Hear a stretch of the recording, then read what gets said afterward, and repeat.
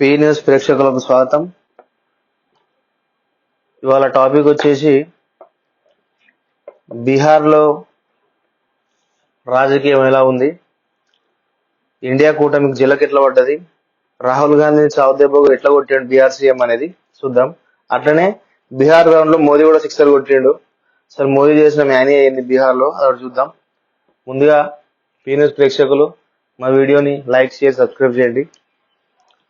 బీహార్ రాష్ట్రంలో మోదీ మేనేతో భయపడే నితీష్ కుమార్ తను ఇంకా ఇండియా కూటమిలో ఉండలేనని చెప్పేసి బయటికి వచ్చి మరొక్కసారి ప్రభుత్వాన్ని ఏర్పాటు చేశాడు. అసలు ఈ నితీష్ కుమార్ ఎంపీ ఎలక్షన్స్ ముందు రాహుల్ గాంధీ చావుదెబ్బ ఎందుకు కొట్టినట్టంటే, నితీష్ కుమారే ముంగటుండి ఇండియా కూటమిని ఏర్పాటు చేపించి ఇండియా కూటమిలో కీలకంగా ఉండి ఇండియా కూటమి తోటి అందరిని మమతా బెనర్జీని, అరవింద్ కేజ్రీవాల్ ని, మహారాష్ట్ర ఉద్ధవ్ ఠాక్రే అందరిని కలుపుకొని వచ్చి ఇండియా కూటమిని ఏర్పాటు చేయించిండు. ఆయన చేపించిన తర్వాత దాన్ని కన్వీనర్ గా ఉందాం అనుకున్నాడు. కన్వీనర్ గా ఉంటే లాభం ఏంటంటే, కన్వీనర్ అయితే ఆ తర్వాత నేనే పిఎం అవ్వచ్చు అని చెప్పేసి జనాల దగ్గర పోవచ్చు అనుకున్నాడు. కానీ ఈయన అనుకున్న ప్లాన్ కాంగ్రెస్ దగ్గర బోల్తా పడ్డది. కాంగ్రెస్ ఒప్పుకోలేదు. దీంతో ఏమైంది, ఆయన అలిగి బయటకు వచ్చేసిండు. రాహుల్ గాంధీకి చావు దెబ్బ కొట్టిండు. ఇది ఒక్కటే కాదు నితీష్ కుమార్ బయటికి రావడానికి విషయం. మోదీ రామ మందిర్ నిర్మాణం అయిపోయి బాలరామన్ ప్రాణప్రతిష్ఠ చేసిన తర్వాత బీహార్లో రాజకీయం మారిపోయింది. రామ మందిర్ అక్షింతలు పంచేటప్పుడు కానీ, జ్యోతి దీపాలు వెలిగించేటప్పుడు కానీ బీహార్లో విశేషమైన స్పందన వచ్చింది. ఇంకో విషయం ఏంటంటే, వీళ్ళు బీహార్లో సీతమ్మ వారు పుట్టిరని చెప్పేసి నమ్ముతారు. కొంతమంది నేపాల్ అంటారు, కొంతమంది బీహార్ అంటారు, ఎవరి నమ్మకాలు వారివి. అయితే ఈ బీహార్ నుండే సీతమ్మ తల్లికి సారా పంపించారు వీళ్ళందరూ. దీని తర్వాత ఏమైందంటే, రామ మందిర వ్యతిరేక శక్తులతో నేను ఎలక్షన్స్ పోతే ఉన్న పరువు ఆయనతో పోతుందని చెప్పేసి నితీష్ కుమార్ ఎన్డీఏ కూటమి నుంచి బయటకు వచ్చి మళ్ళా బీజేపీతో కలిసి ప్రభుత్వాన్ని ఏర్పాటు చేసిండు. అప్పట్లో లాలూ ప్రసాద్ యాదవ్ కరసేవకులను ఏం చేసిండంటే కాల్చిండు ఆయన. అంటే రామ మందిరానికి వ్యతిరేకంగా ఉన్నాడు ఆయన. ఆ వ్యతిరేకంగా ఉన్న ఆయనతో కలిసిపోతే కూడా జనాల దగ్గర నుంచి నాకు చావు దెబ్బ తప్పదు అనుకున్నాడు. ఆయనతో మళ్ళా మోదీ అమిత్ షా దగ్గరకు వచ్చిండు, బీజేపీ ప్రభుత్వాన్ని ఏర్పాటు చేసిండు. బీహార్ గ్రౌండ్ లో మోదీ సిక్సర్ అన్నాం కదా. అసలు బీహార్ గ్రౌండ్ లో మోదీ ఏం చేసిండు, రామ మందిరం ఒకటే కాదు, రామ మందిరం తర్వాత బీసీ కులాల కోసం పోరాడిన మాజీ సీఎం కర్పూరి ఠాకూర్ కి ఆయన 100వ పుట్టినరోజు సందర్భంగా భారత రత్న ప్రకటించారు. అంటే ఈయన సొంతంగా ఏం ప్రకటించలే, ఎప్పటి నుంచో ఉంది డిమాండ్. అది కర్పూరి ఠాకూర్ గారికి భారత రత్న ఇవ్వాలి, భారత రత్న ఇవ్వాలి అని చెప్పేసి కాంగ్రెస్ గవర్నమెంట్ ఉన్నప్పుడు కూడా అడిగారు. కానీ ఇప్పుడు ఎవరు ఏం చేయలే. కానీ మోడీ ఏం చేసిండు, ఆయన 100వ బర్త్డే రోజే బీహార్లో ఆయనకు భారత రత్న అనౌన్స్ చేయించిండు ఆయన. దీంతో ఏమైంది, ఒక్కసారిగా మోదీ గ్రాఫ్ అనేది బీహార్లో ఉన్నదానికంటే ఎక్కువ అయిపోయింది.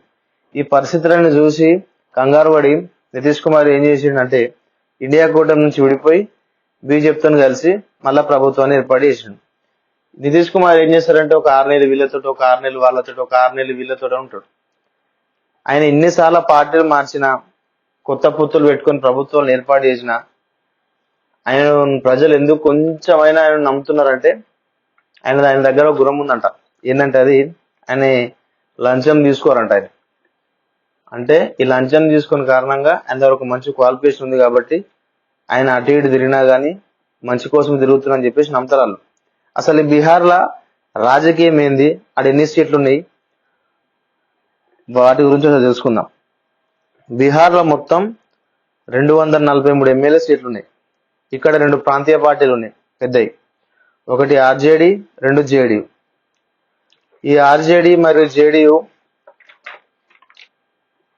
కలిసి, దాంతో పాటు కాంగ్రెస్, కమ్యూనిస్టులు కలిసి మహాగఠబంధన్ పేరు మీద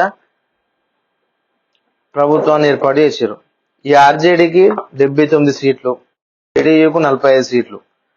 నేషనల్ పార్టీలు ఉన్నాయి ఇక్కడ, బీజేపీ, కాంగ్రెస్, కమ్యూనిస్టులు. వీళ్లకు బీజేపీకి 78, కాంగ్రెస్ కు 19, కమ్యూనిస్టులకు 16.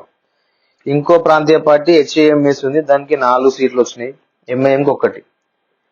ఇక్కడ ఈ 243 సీట్లలో 122 సీట్లు కనుక ఒక పార్టీకి కానీ 2-3 పార్టీలు కూటమి ఏర్పడి వస్తే 122 అనేది ఈ రాష్ట్రం యొక్క మ్యాజిక్ ఫిగర్. 122 మంది మెజారిటీ ఎమ్మెల్యేలు కావాలి. దీనికోసం వీళ్ళు ఏం చేశారంటే JDU plus RJD plus Congress plus CPM కలిసి మహాగఠబంధన్ పేరు మీద 160 మంది ఎమ్మెల్యేలు కలిసి బీహార్ లో ప్రభుత్వాన్ని ఏర్పాటు చేసినాయి నితీష్ కుమార్ సీఎం గా. ఆ తర్వాత ఏమైంది, ఇండియా కూటమి కన్వీనర్ ఉందాం అనుకున్నాడు, తర్వాత పిఎం అనుకున్నాడు. దాంతో పాటు తన స్నేహితురాలు మమతా బెనర్జీ తన రాష్ట్రంలో ఒంటరిగా పోటీ చేస్తా అన్నది. మోడీ మేనియా పెరిగిపోయింది. రామ మందిరం యొక్క విశిష్టత బీహార్ లో ఎక్కువైపోయింది. ఎటు చూసుకుని చిక్కి కనబడ్డది. ఇది కనబడడంతో ఏం చేసిండు, మళ్ళా బీజేపీ దగ్గరకు వచ్చి మోడీ గారిని అమిత్ షా గారిని కోరి అబ్బా నేను మళ్ళా మీతోనే ఉంటా అని చెప్పేసి వస్తే ఆయనతో బీజేపీకి ఉన్న 78 సీట్లు, జేడీయూకు ఉన్న 45 సీట్లు, హెచ్ఎంఎస్ కు ఉన్న 4 సీట్లు, ఒక ఇండిపెండెంట్ కలిసి 128 మంది ఎమ్మెల్యేలతోటి నితీష్ కుమార్ మళ్ళా సీఎం అయి ప్రభుత్వాన్ని ఏర్పాటు చేశాడు. అంటే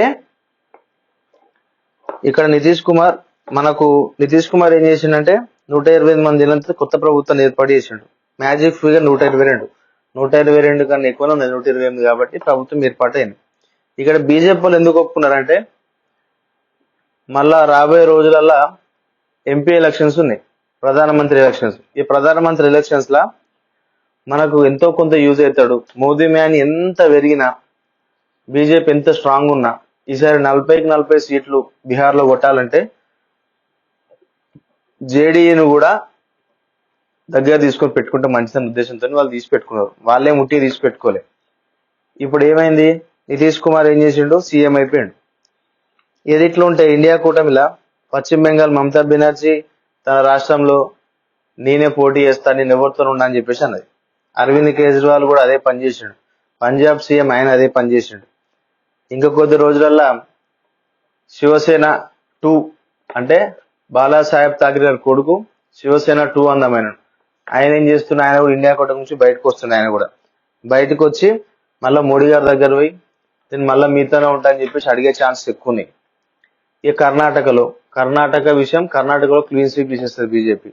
ఏపీకి వస్తే ఏపీలో ఎవరు వచ్చినా గానీ వాళ్ళు మోడీతోనే ఉంటారు, అంటే బీజేపీతో కలిసి ఉంటారు ఎలక్షన్స్ తర్వాత. సో ఎటు పెట్టి ఇది ఇండియా కూటమికే చావు దెబ్బ కొట్టినట్టు, రాహుల్ గాంధీ కళ కలగాలని మిగిలిపోయినట్టు, ఆయన కళలో కూడా పిఎం అయితలేడనట్టే ఈ లెక్కను చూస్తే. సో ఫ్రెండ్స్, ఇవాళ మన ఈ టాపిక్ మీకు నచ్చినట్లయితే లైక్, షేర్, సబ్స్క్రైబ్ చేయండి. Thank you.